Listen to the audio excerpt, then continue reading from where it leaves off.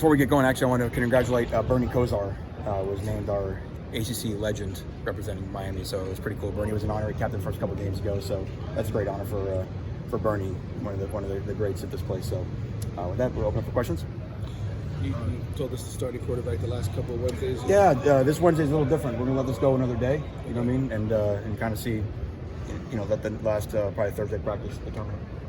Where are they sort of at right now in terms of the competition in your eyes, and what do they have to prove maybe here in the last 24 hours?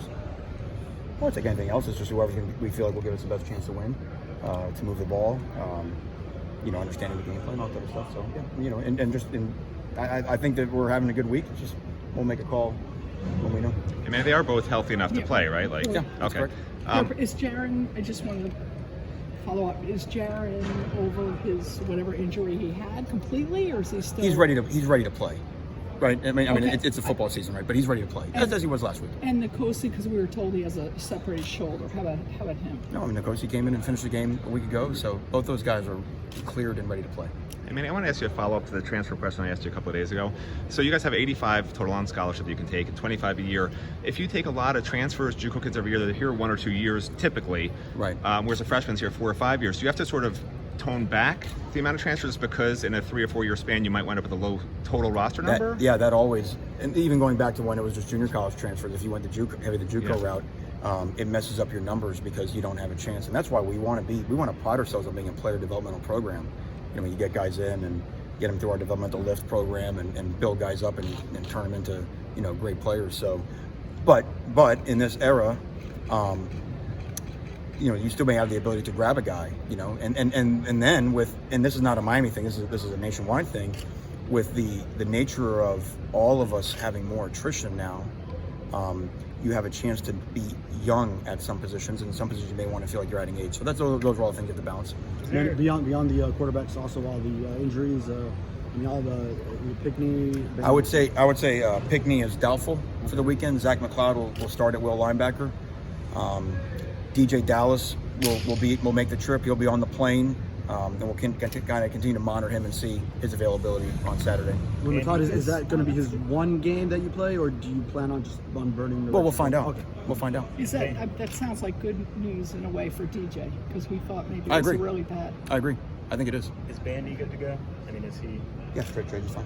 And then Jeff Thomas, is there an update? Yeah, Jeff will miss this game, and this will be the final game he'll miss. He'll be back with us for Florida State.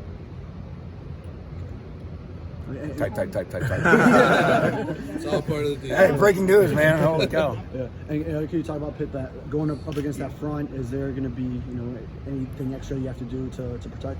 Well, it's a great challenge. There's no doubt. They've been on fire up front, getting after the quarterback. It's not just their front four. Obviously, they do a great job with their pressures. They'll bring 6 a bunch of time, and so there's a couple things. I mean, it's no different than trying to stop an offense. Number one is protection, as everybody knows, but the other thing is getting the ball out, understanding where the ball should go, not holding on to the ball with certain decisions. And then when you got to hold on to the ball, if you want to try to push the ball further down the field, guys got to stand up. You can help out with different types of protections, with all that type of stuff, and then like anything else, it comes back to running the football. The battle in this game for both teams really will be, and this is not ball 101, but it'll be staying out of third down and longs. They've been able to wreck games on third down and long. So managing first down and second down and staying out of those situations, and even managing third down longs when you get them will be paramount. Manny, how about traveling? I mean, this is your first road game for a long time. Right. What challenges does that pose, or is it good in a way? What do you think? Well, I mean, we'd always rather play at home, but I do think I do think that getting everybody together. I always love that idea of like when you get to the hotel on the road and it's kind of you against the world and that deal, and same thing playing in a hostile environment, which we'll do the next 2 weeks. So there is a certain allure to that. There's nothing like winning a road game in conference, so it's a great challenge for us. So I think our guys will be excited to play. I mean, I think, we understand that we all wake up in a different world every weekend in the ACC Coastal, and I think our guys are ready for the challenge. I mean, I know you're big on holding guys accountable. Is there anything different you do with the team after they lose a game versus win a game that sort of delineates to them how important it is that they win? The accountability, we have all the personal accountability in terms of like punishing the team globally, for losing a game. There's nothing like that specific. I mean, what we always talk about is we talk about our performance. We talk about how do we perform, because no one player dictates when you're losing. So let's get our performance. We have certain accountability for things that we feel like go against winning, and we hold those guys accountable. There's different things that we do on Sunday with punishment with that, and then once it's over, and we move on. With kicking, is that going to be a pregame decision, you think, again? Or? That's a possibility. We went 9 for 9 in all of our live competitive. We had the whole team around those guys going crazy and hooping and hollering, and we went 9 for 9 live today, and I think we were 8 for 9 yesterday, and that's throwing Camden Price back in the mix as well. So it's encouraging, and that's why it comes back to no different. Those guys obviously they got all the spotlight on them.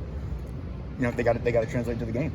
They got to make it the game. Yeah. I want to ask about Patrick Joyner, because I know he was coming back a couple weeks, into drills. Yes. His availability and where are you lining him up? What position? Yeah. So Pat can play Mike and Will, because Pat's got a little more. He's been around the block a few more times than Sam has. With Pat, Pat was one of the examples of a guy that was cleared to go back and practice or whatever. But in terms of him being full speed and all that type of stuff, he's still progressing to that where he can help us feature during games. Manny, you obviously work on tackling every single day. I know it was a big emphasis after this last game in Yes. particular. What did you see maybe this week from those guys? It makes you feel like, okay, they're going to do a better job this week. Well, you have to, it's the old adage, you are who you regularly are, and I think we have been a good tackling team. We had a horrendous tackling day. We have to own that. If we were a horrendous tackling team all season, then you'd be super concerned in terms of how you're doing, how you're coaching. If we'd been a bad tackling program over the last 4 years, you'd wonder how it's being taught. How are we disciplining it in practice? So it's our responsibility as coaches to make that an outlier. Now that doesn't mean that you're not going to go perfect in terms of missed tackles, but keeping that number to what it's been. We chart that every week. The 7, 6, 7, 8 range.